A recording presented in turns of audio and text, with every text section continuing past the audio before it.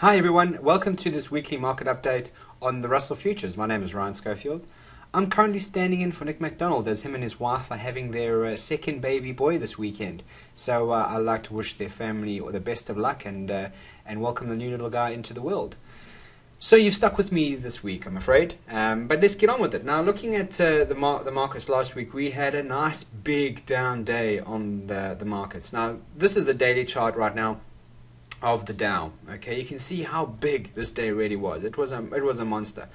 Now, the reason why I wanted to start with this chart was in the seminars I do, I often get asked this question around when the market's had a big sell-off or there's been a big move against the trend, and people ask me, now, has my sentiment changed? Have I changed my view? I mean, this was a very bearish day on a very otherwise bullish trend. Now, has my outlook changed? Okay, well, the answer to the question is resounding no, it has not. Okay, the reason is we have been putting in a lovely big trend. It's been grounding up ever so nicely, and these days let off steam. Okay, they just let off a bit of pressure and just let their price regroup before the next move. I trade trends, and this still looks to me like we're making high highs, high lows. I don't know how far this sell-off is going to occur. It may occur for another couple of days, another couple of weeks. And the reason why I say that is because if you look at the higher time frames here, you can see that we've come back up into a major level here on the weekly chart. Look at this support and resistance structure back through their big number of 12,000. Okay, well, we're there now, right? We're at that level right this second. Now we're starting to show signs of reversing off it. As you can see, this week has been quite negative with Friday's bar. And if next week, if we break down through the low, well then yes, that is actually quite a bearish sign. Okay, however, this trend is looking good to the upside. We're looking like we definitely are making high highs, high lows, so it's in an uptrend. However, we are extended from the moving averages, so a pullback into this region around here will actually be a very healthy thing for this trend to continue. Okay, because remember, we want the trend to be healthy. A healthy trend moves in cycles, moves in waves. So we would like to see a potential pullback in price before the next move occurs. Okay, so having bear that in mind, let's just have a quick look at the monthly. Now again, this is not looking as extended as the weekly chart, but these levels of support and resistance actually really start to stand out more in the higher time frames. You can see 12,000 through there, how much of a good level it is. Okay, we're at that level. It's not just going to ignore it. It won't do that. There is always going to be some kind of reaction in price. That's just how price action works. It always observes key support and resistance structures. It is a key factor. Okay, so we're at that level. We are a little bit extended, so you expect some kind of a pullback. All right. Now let's look at the S&P. Again, very, very big day. This is so bearish. What are we going to do? Sell all your stocks, get out of the market? No, this is a quick pullback. The market needs, I'd like to see this market continue. I like trading bullish moves. It's just my style. Okay, but what I would like to see here is you can see this extended move up. We had started showing signs of this trend reversing. Okay, in that you can see how MACD and RSI started showing signs of rolling over at another big number, folks. 1300 on the S&P is a big number. I'll show you now on the higher time frames. On this weekly chart, if I zoom back out, you can see 1300, how much price has interacted with it. Now price is back at it. What's going to happen? Some kind of interaction, and you can see it. Okay, you can see how we've had a couple of bearish candlesticks, and now we're starting to look like we want to break down through the low.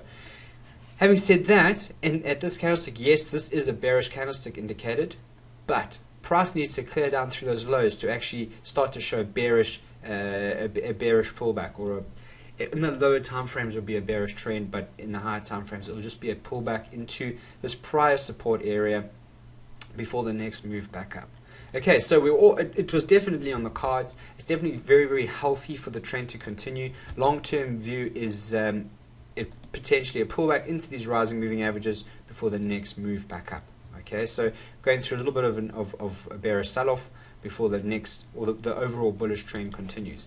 So having said that, let's look at the futures now on the Russell. All right, high time frame again. I quite like the fact that the Russell actually almost pulled it back up to its high. It came 50 points within its all-time high there. Now 800 though has been quite a major level. You can see the resistance and support structure through the past those past trading areas. Now we add it again, okay, and we're showing signs of rolling over. January, one more trading day before the month closes up. So when it does, you'd like to see the next candlestick open and break it for a confirmation. And then we're looking to pull back down into this area, back down through here. On the monthly chart, I'd say around 700 will probably be a healthy pullback before the next move back up. Okay, so I'm not making any predictions here, but most likely the most healthiest thing to occur would be that. Pull back to around 700, moving averages have caught up, and then buying will come back in potentially. Again, I use the word potentially not because I'm trying to get out of putting my my neck on the line, but because I don't know exactly what price is going to do. I know trading is a game of probabilities, and what is the most likeliest thing to occur over another, and in this case, a pullback down to support where buying will come back in. Okay, weekly chart. You can see how we started showing signs.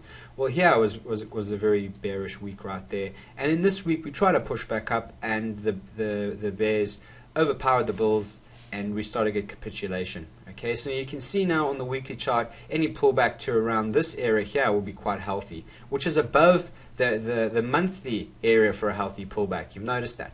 So there are two areas where you'll see price start to interact on these two time frames. You're going to get some kind of buying interaction and volatility will occur. Okay, so between 740 and 700.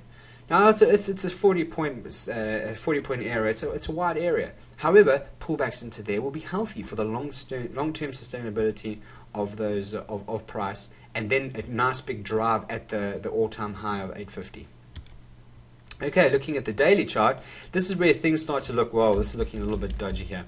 You can see how we started showing signs of rolling over there. Okay, MACD, RSI, all giving you a heads up that don't buy these latest breakouts. Things are looking a little bit risky. Okay, so that divergence is keeping me out of buying.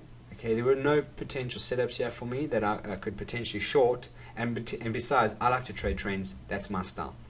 So we've now actually put in a lower low, okay, because we've cleared through those lows right there, and now as Friday broke through that low, we've put in a lower high. So this daily now is the first index future to actually start to downtrend. Okay, it's the first one, and you can see the Dow and the S&P have now started as well, but they're all at that major ceiling. Dow at 1300.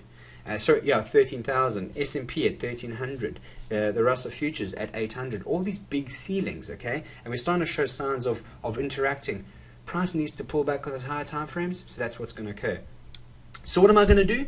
Well, I'm going to maintain my bullish overall stance in the high time frames, and I'll look to short. I'll look to find opportunities on the lower time frames to short pullbacks into this overall area down here between 740 and 700, which would be the high time frame support areas. Okay, so keeping focused on my strategy, keeping focused on my risk management, and just trading with good technicals, folks. I hope you all have a very, very good week, and I look forward to speaking with you soon. Cheers, folks. Bye for now.